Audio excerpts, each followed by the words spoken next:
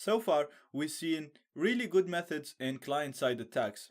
These methods were really good because we didn't really need to ask the client to do anything. We would gain access to the target computer if the client update their system, or if they download something, then we'll backdoor it on the fly. So these methods are really good because we don't actually need to interact with the person does need to do something, so the user has to actually do an action, but we don't need to ask them to do something. The only problem with these methods is that we need to be the man in the middle. So we either need to do ARP poisoning, or we need to start our own fake access point, or do something to become the man in the middle. In the next videos, we're gonna talk about a method or methods that you can use if you aren't the man in the middle. If the person maybe exists in a remote place that it's not possible for you to become the man in the middle. So we're gonna be talking about social engineering.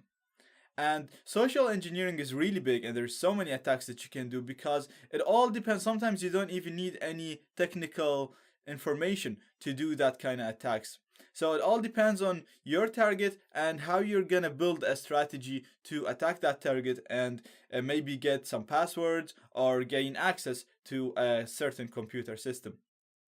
So what we're going to do is, usually with information gathering, the most important step is gathering information. You need to gather as much information as you can about your target, about what websites they use, who is their friends, anything, any piece of information can become really useful to you when it comes to social engineering.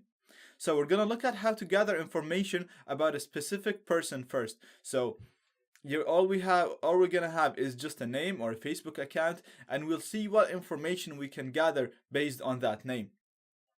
After that, we're gonna move and we're gonna start building a strategy, and we'll see how we can use all the information that we gathered to build a strategy in order to build an attack and gain access to the target computer system.